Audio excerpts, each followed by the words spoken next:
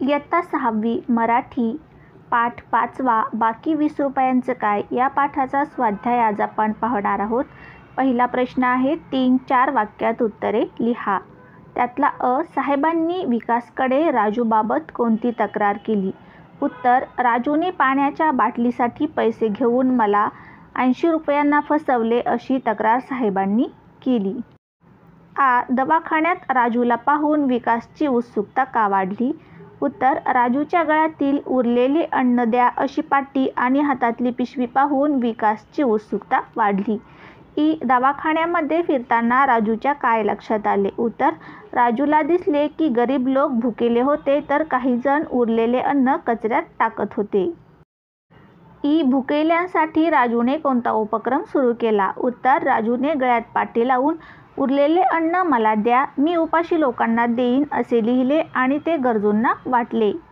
उ, साहेबांचा राजूबद्दलचा गैरसमज कसा दूर झाला? उत्तर, राजूने पाण्याची बाटली न देता 100 रुपये घेतले होते, पण नंतर बाटली मित्रांमार्फत दिली आणि दवाखान्यातून जाताना प्रामाणिकपणे 100 रुपये परत केल्याने साहेबांचा गैरसमज दूर झाला। प्रश्न दुसरा, तुमच्या मनाने उत्तरे लिहा। अ, कोणाच्या वस्तूला हात लावू नको असे आईने राजूला का सांगितले असेल? उत्तर, राजू दवाखान्यात इकडे तिकडे फिरत होता, नकळत त्याच्या हातातून काही गैर घडू नये म्हणून आईने सांगितले असावे। आ, माणसं ओळखण्यातला तुमचा अधिकार मोठा आहे असे साहेब विकासला का म्हणाले असतील? उत्तर, साहेबांनी राजूला गैरसमजुतीतून महाबंडखोर म्हटले होते, पण विकासने त्याचे चांगले गुण ओळखले। शेवटी राजूचा प्रामाणिकपणा सिद्ध झाला म्हणून साहेब असे म्हणले असावेत। ई, भुकेलेल्या लोकांना अन्न मिळावे म्हणून आणखी काय काय करता येईल? उत्तर, ज्यांच्याकडे जास्त अन्न आहे त्यांनी भुकेल्यांना द्यावे आणि अन्न वाया घालू नये म्हणून लोकांना प्रबोधन करावे। सेवाभावी संस्थांनी असे प्रकल्प राबवावेत। ई, तुम्हाला राजूशी मैत्री करायला आवडेल का? का ते सांगा? उत्तर, होय, राजूशी मैत्री करायला नक्कीच आवडेल, कारण तो प्रामाणिक, निस्वार्थी, मदत करणारा, बुद्धिमान आणि मैत्रीचे सगळे गुण त्याच्यात आहेत म्हणून। उ, राहिलेल्या 20 रुपयांचे विकासच्या साहेबांनी काय करावे असे तुम्हाला वाटते? उत्तर, साहेबांनी 20 रुपये खर्च न करता तसेच ठेवावेत। प्रत्येक आठवड्याला 20 रुपयांची बचत करून वर्षाच्या शेवटी गरजूंना मदत करावी। उ, राजूचा प्रामाणिकपणा पाठातील कोणकोणत्या प्रसंगांतून दिसून येतो? उत्तर, 1, राजू आईसोबत दवाखान्यात तिची सेवा करायला थांबला।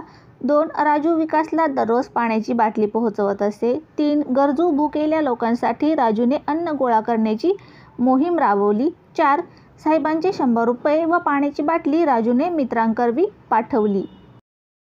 प्रश्न तिसरा, तुम्हाला राजूची आई भेटल्यास तुम्ही राजूबद्दल तिच्याजवळ काय बोलाल ते लिहा।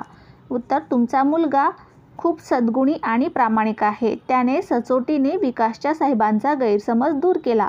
दवाखान्यात गरजू व भुकेल्या लोकांसाठी त्यांनी अन्न योजना सुरू केली। असा परोपकारी मुलगा मिळाल्याने तुम्ही खूप भाग्यवान आहात। प्रश्न चौथा, एखाद्या गरजू विद्यार्थ्याला तुम्ही कशा प्रकारे मदत कराल? उत्तर, खर्चातून काही रक्कम बाजूला काढून त्या विद्यार्थ्यासाठी शालेय वस्तू खरेदी करू। पालक व शिक्षकांना मदतीसाठी आवाहन करू। शिक्षकांना परोपकारी योजना सुरू करण्यास सांगू। मित्रांमध्ये समान विचारांचा प्रसार करू। 5वा प्रश्न आहे, पाठात तुम्हाला राजूचे कोणते गुण दिसले ते खालील चौकटीत लिहा। त्या शब्दांचा वापर करून राजूविषयी 8-10 ओळीत माहिती लिहा। राजूमध्ये दिसलेले गुण: मदतीला तत्पर, प्रामाणिक, निस्वार्थी, सचोटी, परोपकारी आणि बुद्धिमान। या शब्दांचा उपयोग करून राजूबद्दल माहिती। राजू हा 5वीत शिकणारा खेडेगावातील निरागस आणि परोपकारी मुलगा आहे। तो निस्वार्थी वृत्तीचा असून इतरांना नेहमी मदत करतो। गरिबांना अन्न मिळावे म्हणून त्यांनी केलेले आवाहन त्याची बुद्धिमत्ता दर्शवते। त्याचा प्रामाणिकपणा आणि सचोटी वाखाणण्याजोगी आहे। खेळू या शब्दांशी मध्ये अ आहे। फसवा, फसवी, कचराकुंडी, गोरगरीब यांसारखे तुम्हाला माहीत असलेले जोडशब्द लिहा। उत्तर, केर कचरा, कामधंदा, दानागोटा, ताटवाटी। आ, खालील शब्दांसाठी मराठी प्रतिशब्द लिहा। अ, फाईल, फाईलचा मराठी शब्द आहे नसती। पेशंट, रुग्ण, हॉटेल, उपहारगृह, सेंटर, केंद्र, विंग, विभाग, कॅन्सर, कर्करोग। ई. पाठात आलेल्या पुढील शब्दांचा वाक्यात उपयोग करा. 1. महाबिलंदर. चोर पोलिसांनी पकडू नये म्हणून महाबिलंदर योजना आखत होता. 2. आवाहन. स्वच्छता राखण्यासाठी सरकारने नागरिकांना आवाहन केले आहे. 3. अनुभवशून्य. तो अजूनही कामात अनुभवशून्य असल्याने त्याला मार्गदर्शनाची गरज आहे. 4. निरुत्तर. कधी कधी निसर्गाचा प्रकोप पाहून निरुत्तर व्हायला होते. ई. भारी कौतुक म्हणजे खूप कौतुक. भारी हा शब्द तुम्ही केव्हा केव्हा वापरता? हा शब्द वापरून 3-4 वाक्ये लिहा. उत्तर. आमच्या वर्गातला राजू भारी खोड्या करतो, पण एकदा त्याने भारी कार्य केले.